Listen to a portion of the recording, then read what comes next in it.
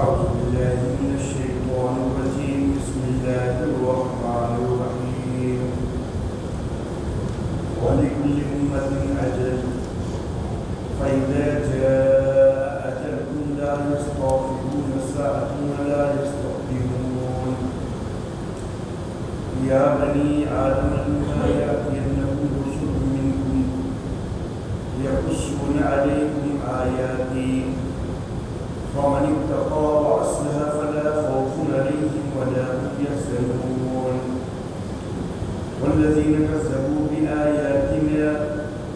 واستكبروا عنها أولئك أصحاب النار هم فيها خالدون فمن أظلم ممن افترى على الله كذبا أو كذب بآياته أولئك ينالهم نصيبهم من الكتاب حتى إذا جاءتهم رسلنا يتوفونهم قالوا أين ما كنتم تدعون من دون الله قالوا ضلوا عنا وشهدوا على أنفسهم أنهم كانوا كافرين صدق الله مولانا العلي العظيم وبلغنا نبيه ورسوله الكريم.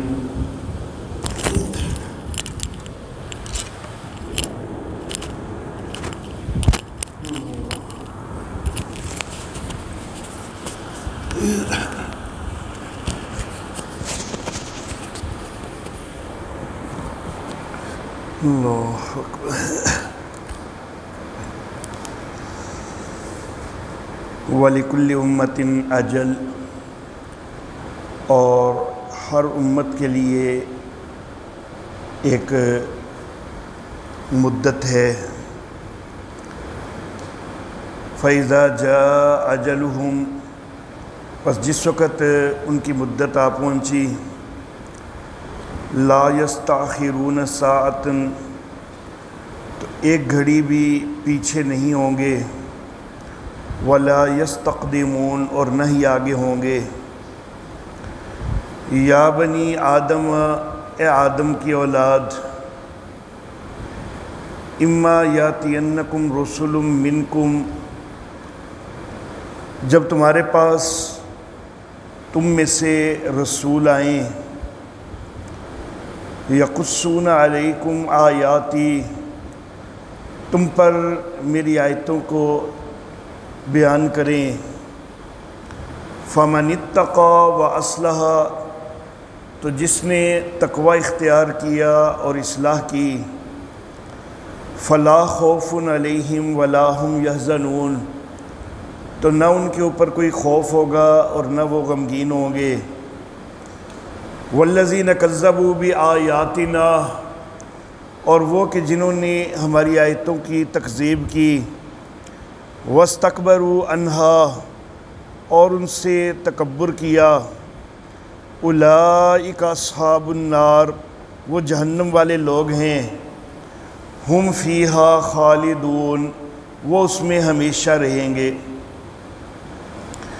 فمن اظلم ممن افترى علی اللہ کذبا، پس کون بڑا ظالم ہے اس سے کہ جو اللہ کے اوپر جھوٹ باندھے، او کذب بآیاتی، یا اس کی آیتوں کی تکذیب کرے. اولئک ینالہم نصیبہم من الکتاب، یہ لوگ ان کو پہنچے گا ان کا حصہ کتاب سے. حتیٰ اذا جاءتہم رسلنا، یہاں تک کہ جب ان کے پاس ہمارے بھیجے ہوئے آ جائیں گے، یتوفونہم، ان کو قبض کر رہے ہوں گے. قالوا، کہیں گے،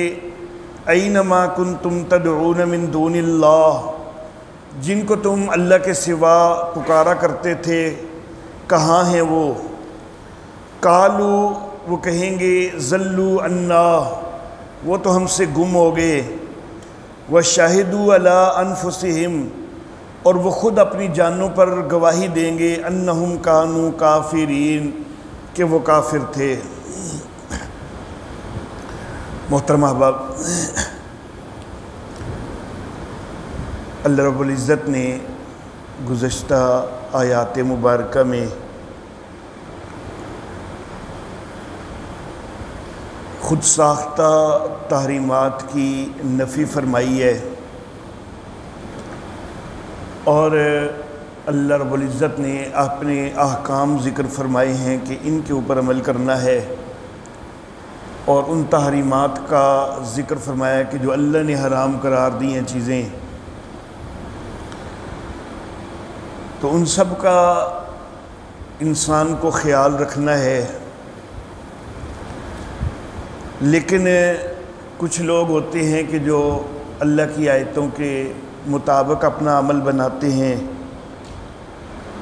اور کچھ لوگ وہ ہوتے ہیں کہ جو اللہ کی آیتوں کا انکار کرنے لگ جاتے ہیں۔ تو اب یہاں پر ان آیات مبارکہ میں اللہ رب العزت ان کا انجام ذکر فرما رہے ہیں۔ اللہ فرماتے ہیں کہ ہر گروہ کے لیے، ہر امت کے لیے، ہر جماعت کے لیے ایک مدت مقرر ہے۔ جس وقت وہ مقررہ مدت آ چکی تو ایک گھڑی بھی نہ پیچھے ہو سکیں گے نہ ہی آگے بڑھ سکیں گے۔ یہاں پر اب یہ لفظ آ گیا کہ فَإِذَا جَاءَ أَجَلُهُمْ، کہ جب ان کی مدت آ گئی، آ چکی، پھر آگے اللہ نے فرمایا کہ نہ پیچھے ہو سکیں گے نہ آگے ہو سکیں گے۔ جس وقت ایک مدت آ چکی ہے، ابھی آنے والی نہیں ہے بلکہ آ چکی ہے، آ گئی ہے، تو اس کے اندر یہ امکان تو چلو ہو سکتا ہے کہ وہ مدت مزید پیچھے چلی جائے، لیکن جس وقت وہ آ چکی ہوئی ہے تو اس سے پہلے تو اب وہ نہیں ہو سکتی، اور اس کے پیچھے جانے کا امکان تو ہو سکتا ہے، اس سے پہلے ہونے کا امکان تو نہیں۔ پہلے ہونے کا امکان تو تب تھا کہ ابھی وہ آنے والی ہو، تو پھر تو چلو جی اس سے پہلے آنے کا امکان ہوتا ہے۔ لیکن اللہ فرما رہے ہیں کہ اذا جا، آ چکی، جب آ چکی تو پھر تو پیچھے تو چلو ہونے کا امکان ہے، آگے ہونے کا کوئی تو امکان ہی کوئی نہیں۔ لیکن اللہ رب العزت فرما رہے ہیں کہ لا یستاخرون ساعہ، ایک گھڑی بھی نہ پیچھے ہو سکیں گے، ولا یستقدمون، اور نہ ہی آگے ہو سکیں گے۔ تو یہاں پر پیچھے ہونے کا تو امکان چلو بن سکتا ہوتا ہے، لیکن آنے ہونے کا تو امکان ہی کوئی نہیں، تو پھر اللہ نے اس کا کیوں ذکر کر دیا؟ تو مفسرین نے یہاں پر کافی تفصیلی گفتگو کی ہے، لیکن میرے والد محترم حضرت قاضی عصمت اللہ عصمہ اللہ تعالی، وہ ایک بڑی مختصر سی اور بڑی خوبصورت بات کیا کرتے تھے، تو میں اس کا یہاں پر ذکر کرنا چاہوں گا۔ میرے والد محترم فرمایا کرتے تھے کہ یہ ایک محاورے کا انداز ہے کہ جس وقت وہ مدت آ چکی تب اس نے آگے پیچھے نہیں ہونا، یہ ایک محاورہ ہے۔ اس کا یہ مطلب نہیں ہے کہ وہ عملی طور پر بھی واقعی آگے ہونی والی بات ہے کوئی۔ پھر وہ اس کو ایک مثال کے ساتھ سمجھایا کرتے تھے، اس سے بات زیادہ نکھر کے سامنے آ جاتی ہے۔ وہ فرمایا کرتے تھے کہ دیکھو، ایک دکاندار کے پاس ایک آدمی کچھ خریدنے کے لیے گیا ہے، اس سے چیز لی ہے، ریٹ پوچھا ہے، دکاندار نے ریٹ بتایا ہے۔ اب یہ کہتا ہے کہ کوئی کمی بیشی نہیں ہو سکتی، حالانکہ یہ کمی چاہ رہا ہے نا، بیشی تو نہیں چاہ رہا۔ کمی کا معنی تو تھوڑا ہونا اور بیشی کا معنی تو زیادہ ہونا ہوتا ہے۔ اب یہ جو گاہک ہے یہ اپنے لیے اس میں کمی ہی چاہ رہا ہوتا ہے، یہ تو نہیں چاہ رہا ہوتا کہ چلو جی کچھ اضافہ کر دے رقم میں، لیکن کہتا کیا ہے کہ کمی بیشی نہیں ہو سکتی۔ تو یہ ایک محاورہ ہوا کرتا ہے، اس کا یہ مقصود نہیں ہوا کرتا کہ بے شک جی تھوڑا سا کم کر لے، بے شک تھوڑی سی زیادہ کر لے قیمت، مراد اور مقصود اس کی کم کروانا ہی ہوتی ہے۔ اللہ اللہ۔ تو یہ میرے والد محترم حضرت قاضی عصمت اللہ عصمہ اللہ تعالی وہ اس اشکال کا جواب دیا کرتے تھے۔ میں ایک اور بات بھی کہنا چاہوں گا اس حوالہ سے کہ جا کا لفظ جو ہے کبھی تقرر کے مفہوم میں بھی آ سکتا ہے کہ جس وقت وہ مدت جو ہے اس کا تقرر ہو چکا، وہ مقرر ہو چکی، تو پھر جو مقرر ہو چکی نہ اس سے پیچھے ہو سکتی ہے نہ اس سے آگے ہو سکتی ہے۔ تو پھر اس کو محاورہ بنانے کی بجائے جا کا لفظ جو ہے وہ تکرر کے معنی میں اگر لے لیا جائے تو پھر بھی معاملہ حل ہو جاتا ہے۔ یا بنی آدم، اے آدم کی اولاد، جب تمہارے پاس میری طرف سے رسول آئیں گے، تم پر میری آیتوں کو جو ہے بیان کریں گے، تو جو کوئی ڈر رکھتا ہوگا اور اپنی اصلاح کرے گا، فلا خوف علیہم ولا ہم یحزنون، تو یہ لوگ جو ہیں ان کے اوپر نہ کوئی خوف ہوگا نہ یہ غمگین ہوں گے۔ یہ کامیاب لوگوں کا تذکرہ ہو گیا۔ اس کے بعد آگے ناکام لوگ جو اللہ کی آیتوں کی تکذیب کر رہے ہیں ان کا تذکرہ آ رہا ہے۔ یہاں پر یہ لفظ آگے کہ اے آدم کی اولاد، جب تمہارے پاس کوئی میری طرف سے رسول آئیں، اور ذکر ہو رہا ہے یہ قرآن حکیم میں۔ قادیانی حضرات یہاں سے استدلال کرتے ہیں، وہ کہتے ہیں کہ دیکھو قرآن کہہ رہا ہے کہ اے آدم کی اولاد جب تمہارے پاس کوئی رسول آئیں، تو گویا کہ قرآن کے بعد اور رسولوں نے آنا ہے، تبھی تو قرآن کہہ رہا ہے کہ جب تمہارے پاس رسول آئیں تو جو تمہارے اوپر میری آیتیں پڑھیں، میری آیتیں بیان کریں، تو پھر تم نے تقوی اختیار کرنے ہیں، ان آیتوں کے مطابق اپنی اصلاح کرنی ہے۔ تو گویا کہ رسول اور آنے ہیں، قرآن نے واضح کہا ہے کہ جب تمہارے پاس رسول آئیں۔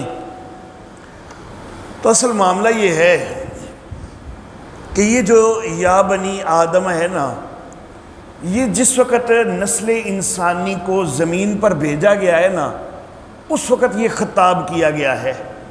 اور اس وقت کا خطاب جو ہے وہ اللہ نے یہاں پر قرآن حکیم میں ذکر کیا ہے کہ انسان کو جب دنیا کے اندر زمین کے اندر بھیجا گیا تو یہ تاکید کر کے بھیجا گیا کہ تمہارے پاس رسول آئیں گے تو ان رسولوں کی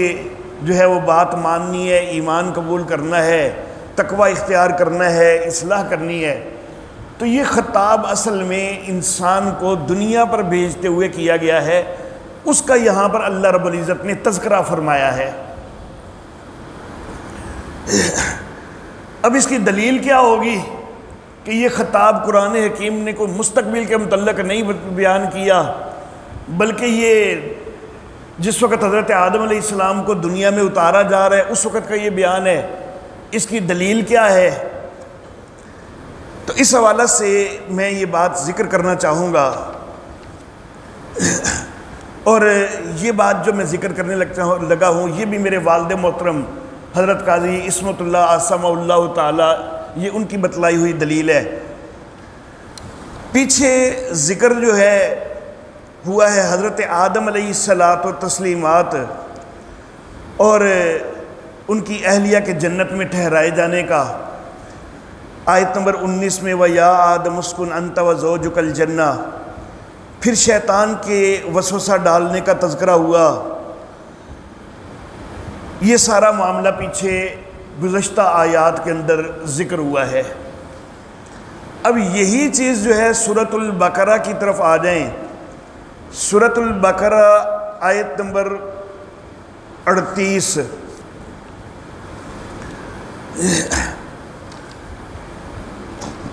اللہ اللہ،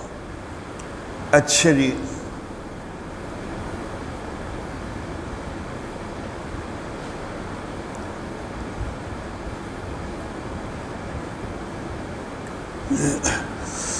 پہلے سورہ اعراف کی آیت نمبر 24 کے ایک لفظ کے اوپر میں توجہ دلانا چاہوں گا کہ جس وقت وہ معاملہ ہوا ہے نا کہ آدم علیہ الصلاۃ والتسلیمات نے اس درخت کو چکھ لیا، تو آیت نمبر 24 کے اندر اللہ رب العزت فرما رہے ہیں کہ قَالَ اهْبِطُوا بَعْضُكُمْ لِبَعْضٍ عَدُوٌّ، اللہ نے فرمایا کہ اترو، تم میں سے بعض کے دشمن ہوں گے، وَلَكُمْ فِي الْأَرْضِ مُسْتَقَرٌّ وَمَتَاعٌ إِلَىٰ حِينٍ، اور تمہارے لیے زمین کے اندر ٹھکانہ ہوگا اور سامان ہوگا ایک وقت تک۔ یہاں پر یہ جو حضرت آدم علیہ الصلاۃ والتسلیمات اور حضرت حوا رضی اللہ تعالی عنہا کا قصہ ذکر ہوا ہے نا، تو یہاں پر 7 شرمگاہوں کے کھلنے کا بھی تذکرہ ہوا ہے، جو جیسا کہ گزشتہ درس میں تفصیل آ چکی ہے۔ اور پھر اس مناسبت سے جو ہے کہ یہ شرمگاہوں کا کھلنا جو ہے یہ کوئی اچھی بات نہیں ہے، یہ تو اللہ کی طرف سے بھی ناپسندیدہ چیز ہے، یہ تو ان کے جو ہے اس بھول کی پاداش میں یہ معاملہ ہوا تھا کہ شرمگاہیں کھلی تھی، اور خود حضرت آدم اور حضرت حوا نے بھی تو اس کو پسند نہیں کیا تھا، وہ درخت کے پتوں سے اپنے آپ کو ڈھانکنے لگ گئے تھے۔ تو یہ ساری کی مناسبت سے جو ہے وہ آگے سلسلہ شروع ہو گیا کہ تم کعبہ کا ننگے طواف کرنے لگ جاتے ہو، جبکہ یہ ننگا ہونا تو یہ کوئی پسندیدہ چیز نہیں ہے۔ تو اس مناسبت سے جو ہے وہ تحریمات خود ساختہ کا بیان تھوڑا شروع ہو گیا۔ تو یہاں ایک بات ہوئی تھی کہ اترو تم میں سے بعض کے دشمن ہوں گے، آگے وہ تحریمات خود ساختہ کا بیان پچھلے کی مناسبت سے شروع ہو گیا۔ جس وقت وہ بیان مکمل ہوا نا تو اب اللہ رب العزت نے یہ بات ارشاد فرمائی کہ جو کہ اصل میں ارشاد تو اس وقت فرمائی گئی ہے کہ جس وقت یہ اہبطوا کا حکم دیا گیا ہے، اس کا ذکر اب یہاں پر اللہ نے تھوڑا سا مؤخر کیا ہے، درمیان میں مناسبت سے وہ دوسری باتیں آ جانے کی وجہ سے۔ اب ہم جاتے ہیں سورہ البقرہ کی آیت نمبر 38 پر۔ یہاں پر یہ دونوں چیزیں بالکل اکٹھی نظر آ رہی ہیں۔ قُلْ نَهْبِطُوا مِنْهَا جَمِيعًا، ہم نے کہا کہ سارے اس میں سے اترو، فَإِمَّا يَأْتِيَنَّكُم مِّنِّي هُدًى، پس جس وقت تمہارے پاس میری طرف سے کوئی ہدایت آئے، فَمَن تَبِعَ هُدَايَ، تو جو کوئی میری ہدایت کی پیروی کرے گا، فَلَا خَوْفٌ عَلَيْهِمْ وَلَا هُمْ يَحْزَنُونَ، تو نہ ان کے اوپر کوئی خوف ہوگا نہ وہ غمگین ہوں گے۔ تو گویا کہ یہ حکم ہے حضرت آدم علیہ الصلاۃ و تسلیمات کو زمین پر بھیجے جانے کے وقت میں ہے۔ سورۃ البقرہ کے اندر یہ دونوں چیزیں بالکل اکٹھی ذکر ہوئی ہیں۔ سورہ اعراف کے اندر درمیان میں جو فاصلہ آ گیا ہے وہ ایک مناسبت سے فاصلہ آ گیا ہے۔ سورہ طٰہٰ کی آیت نمبر 123۔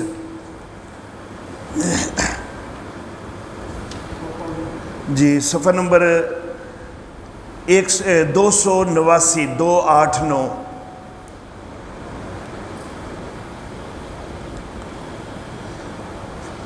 قَالَ اهْبِطَا مِنْهَا جَمِيعًا، اللہ نے فرمایا کہ سب اس میں سے اترو، بَعْضُكُمْ لِبَعْضٍ عَدُوٌّ، تم میں سے بعض کے دشمن ہوں گے، فَإِمَّا يَأْتِيَنَّكُم مِّنِّي هُدًى، پس جس وقت تمہارے پاس کوئی میری طرف سے ہدایت آئے، فَمَنِ اتَّبَعَ هُدَايَ فَلَا يَضِلُّ وَلَا يَشْقَىٰ، تو جو میری ہدایت کی پیروی کرے گا نہ وہ گمراہ ہوگا نہ وہ بدبخت ہوگا بد نصیب ہوگا۔ تو یہاں پر بھی یہ حکم کہ رسول آئیں گے، ہدایت آئے گی، ان کی پیروی کرنی ہوگی، تو یہ اکٹھا اس وقت آیا ہے کہ جس وقت جو ہے حضرت آدم علیہ السلام کو دنیا میں اتارا جا رہا ہے۔ تو سورہ اعراف کے اندر بھی پھر یہ بالکل اسی چیز سے متعلق ہے کہ جس وقت ان کو اتارا جا رہا تھا تو ساتھ یہ کہا گیا کہ اے بنی آدم تمہارے پاس رسول آئیں گے نا، میری آیتیں تمہارے اوپر بیان کریں گے، تو جو کوئی تقوی اختیار کرے گا، اصلاح کرے گا، ان کے اوپر نہ کوئی خوف ہوگا نہ وہ غمگین ہوں گے۔ وَالَّذِينَ كَذَّبُوا بِآيَاتِنَا، اور وہ لوگ کہ جنہوں نے ہماری آیتوں کی تکذیب کی، وَاسْتَكْبَرُوا عَنْهَا، اور انہوں نے آیتوں سے تکبر کیا، اولئک اصحاب النار، وہ جہنم والے لوگ ہیں، ہم فیہا خالدون، وہ اس کے اندر ہمیشہ ہمیشہ رہیں گے۔ فمن اظلم ممن افترى علی اللہ کذبا، اس سے بڑا ظالم کون ہے کہ جو اللہ کے اوپر جھوٹ باندھے کہ بات اپنے پاس سے بنائی ہوئی ہو اور کہے کہ یہ اللہ کا حکم ہے، جیسا کہ وہ تحریمات بناتے تھے اپنے پاس سے اور کہہ دیتے تھے کہ یہ تو اللہ کا حکم ہے۔ اور کذب بآیاتہ، تو جو اللہ نے حکم نازل نہیں کیا اس کو اللہ کی طرف منسوب کرے تو وہ بھی بڑا ظالم، اور جو اللہ نے حکم دیا ہے اور اس سے وہ کتراتا ہے، اس سے وہ ہٹتا ہے، اس کی وہ تکذیب کرتا ہے تو وہ بھی بڑا ظالم۔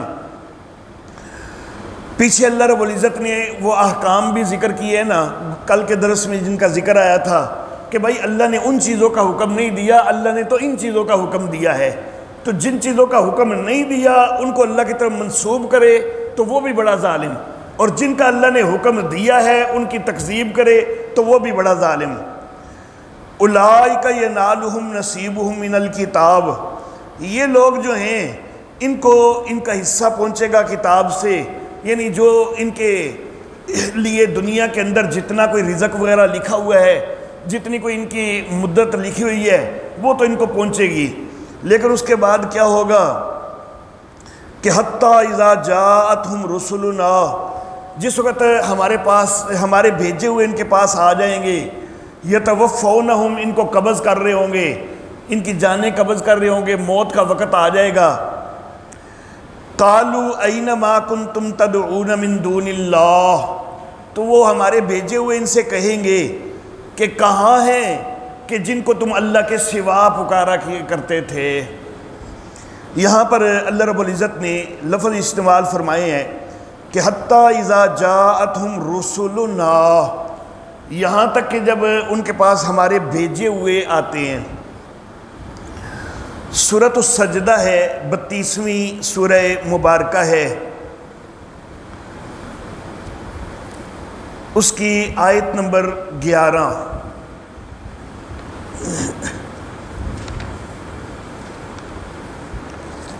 اللہ اکبر،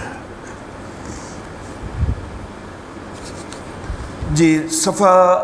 375۔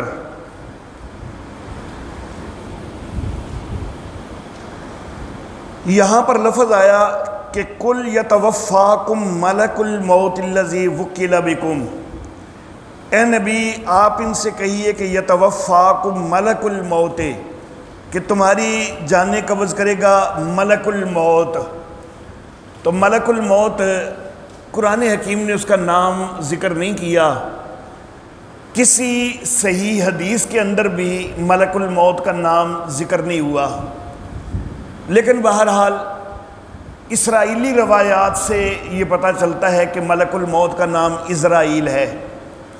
قرآن حکیم کے اندر جبرائیل کا بھی ذکر ہے، میکائیل کا بھی ذکر ہے، اسرافیل کا بھی ذکر ہے، احادیث میں بھی ذکر ہے۔ اسرائیل کا نام جو ہے وہ قرآن حکیم کے اندر بھی نہیں ہے اور کسی صحیح حدیث کے اندر بھی موجود نہیں ہے، لیکن بہرحال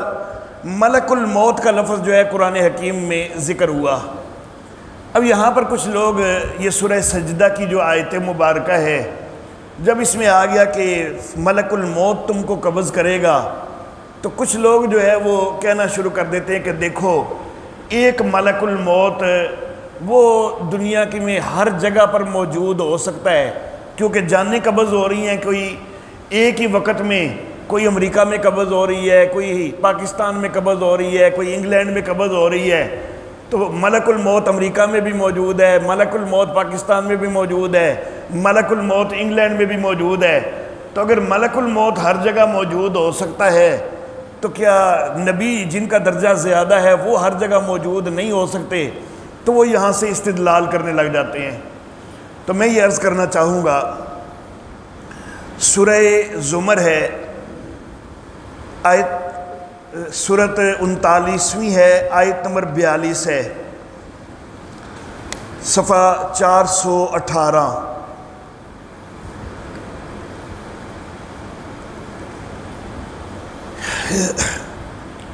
یہاں پر اللہ رب العزت نے ذکر فرمایا ہے کہ اللہ یتوفی الانفس حین موتہا، اللہ جانوں کو قبض کرتے ہیں ان کی موت کے وقت۔ اب یہاں پر نسبت جو ہے وہ اللہ رب العزت کی طرف ہو گئی۔ سورہ سجدہ کی آیت جو ہے اس کے اندر نسبت ہوئی ہے ملک الموت کی طرف۔ سورہ زمر کی جو آیت ہے اس کے اندر نسبت ہو گئی اللہ رب العزت کی طرف کہ جانیں اللہ قبض کرتے ہیں۔ اچھا جی، سورہ انعام چھٹی سورہ مبارکہ ہے، آیت نمبر 61۔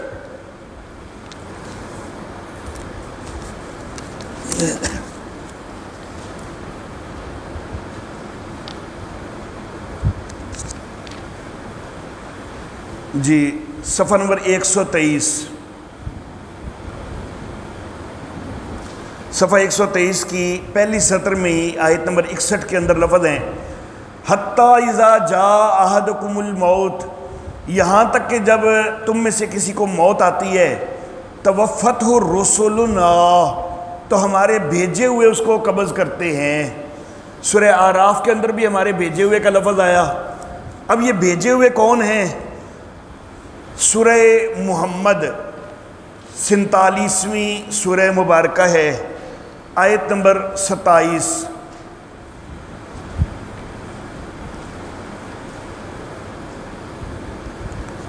جی صفحہ نمبر 459،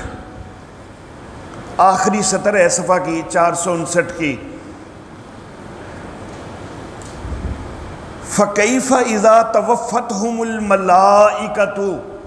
پس کیسے ہوگا کہ جب فرشتے ان کو قبض کر رہے ہوں گے۔ تو گویا کہ یہ جو جان قبض کرنے کی نسبت ہے نا، یہ قرآن حکیم کے اندر 3 طرح سے آئی ہے۔ ایک ہے نسبت اللہ رب العزت کی طرف، ایک ہے نسبت ملک الموت کی طرف جس کے اوپر اشکال پیدا کیا گیا، اور ایک ہے نسبت بھیجے ہوئوں کی طرف جو کہ فرشتے ہیں۔ سورہ انعام کے اندر، سورہ اعراف کے اندر بھیجے ہوئوں کا لفظ آ گیا، اور سورہ محمد کے اندر واضح ہو گیا کہ وہ بھیجے ہوئے جو ہیں وہ فرشتے ہیں۔ تو اصل معاملہ یہ ہے کہ ملک الموت جو ہے تو یا تو وہ ہے اس میں جنس، اور اس میں جنس اگر بنایا جائے نا تو پھر کہ جو بھی موت کے فرشتے ہیں وہ سارے اس میں آ جاتے ہیں۔ تو پھر اللہ کی طرف جو نسبت ہے نا تو وہ یہ کہ حکم تو اللہ کا ہوتا ہے تو تب جان قبض ہوتی ہے، تو وہ ہے حکم کرنے کے لحاظ سے۔ اور باقی جو فرشتوں کی طرف نسبت ہے تو ملک الموت بھی ایک نہیں بلکہ جنس بنا لیا جائے نا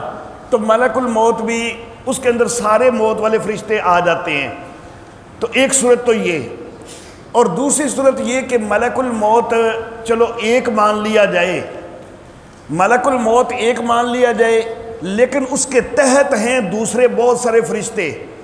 کیونکہ قرآن حکیم میں سورہ انعام میں بھی، سورہ اعراف کے اندر بھی، سورہ محمد کے اندر بھی زیادہ کا بھی تو تذکرہ آ گیا نا۔ تو ملک الموت جو ہے وہ ان کی نگرانی کرتا ہے،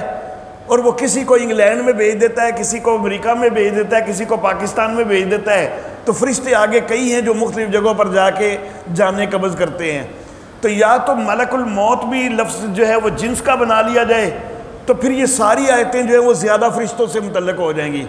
یا پھر ملک الموت کو اگر واحد کا بھی بنانا ہے نا تو پھر بھی کوئی اشکال والی بات نہیں ہے کہ وہ چونکہ فرشتوں کی ڈیوٹیاں لگاتا ہے، بھیجتا ہے ان کو، تو اس لیے اس کی طرف ایک جگہ پر نسبت ہو گئی ہے، اور عملی طور پر جو قبض کرتے ہیں تو وہ زیادہ فرشتے ہیں، تو اس لیے قرآن حکیم میں مختلف مقامات پر زیادہ فرشتوں کی طرف بھی نسبت ہو گئی۔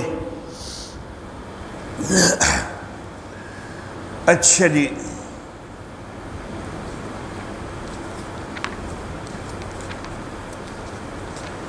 اللہ اکبر۔ قالوا اینما کنتم تدعون من دون اللہ، جس وقت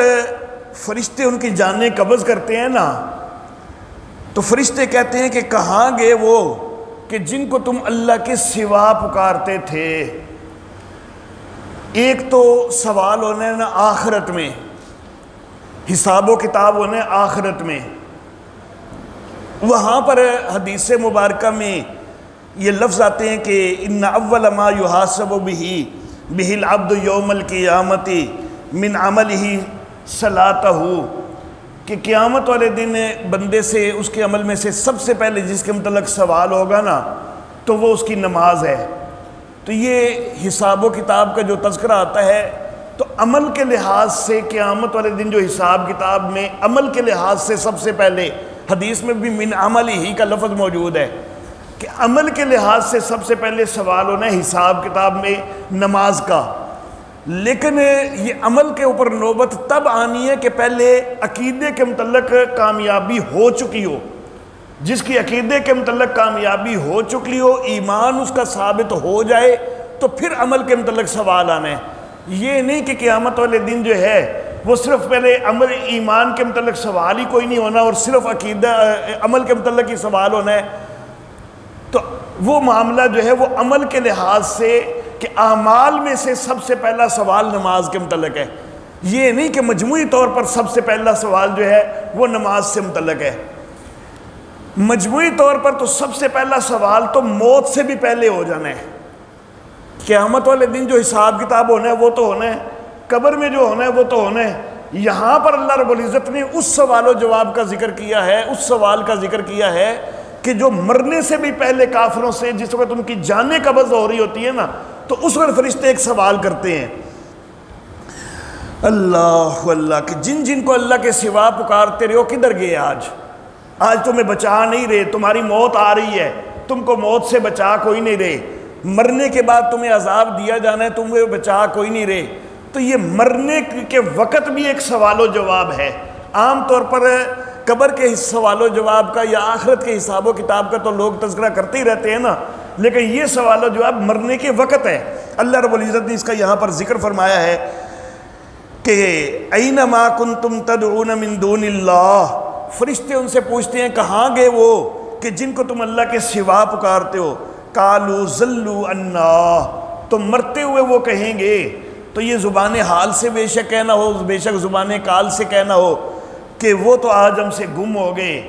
وہ تو ہمیں نظر کوئی نہیں آ رہے، آج کوئی بچانے والا کوئی نہیں ہے۔ وَشَهِدُوا عَلَىٰ أَنفُسِهِمْ، اور وہ خود مرتے مرتے اپنی جانوں کے اوپر گواہی دے کے مریں گے کہ انہم کانوا کافرین، کہ وہ کافر تھے۔ تو وہ کم از کم زبان حال سے جو ہے وہ گواہی ضرور ہر بندہ جو کافر ہے، جو کفر کی حالت میں مرتا ہے، جس کا عقیدہ درست نہیں ہے، تو مرتے ہوئے اپنے زبان حال سے جو ہے وہ گواہی دے کے مرتا ہے، اور فرشتے اس سے سوال کرتے ہیں اور وہ جواب دے کے مرتا ہے۔ تو یہ سوال و جواب جو ہے یہ مرنے سے پہلے کا۔ آگے قبر کے اندر پھر من ربکا کے ساتھ وہ پھر عقیدے کے متعلق پہلے سوال ہے کہ تیرا رب کون ہے، تیرا نبی کون ہے، تو یہ تیرا دین کون سا ہے، تو وہ جو ہے عقیدے کے متعلق سارے سوال ہیں۔ آخرت کے اندر جس وقت عقیدے کا معاملہ مکمل ہو جائے گا، اس میں کوئی کامیاب ٹھہرا دیا جائے گا، تو جو اس میں ٹھہرا دیا گیا کامیاب، اس سے پھر آگے جو سب سے پہلا اعمال کے حوالے سے سوال ہونا ہے تو وہ نماز کے متعلق ہونا ہے۔ وآخر دعوانا ان الحمد للہ رب العالمین۔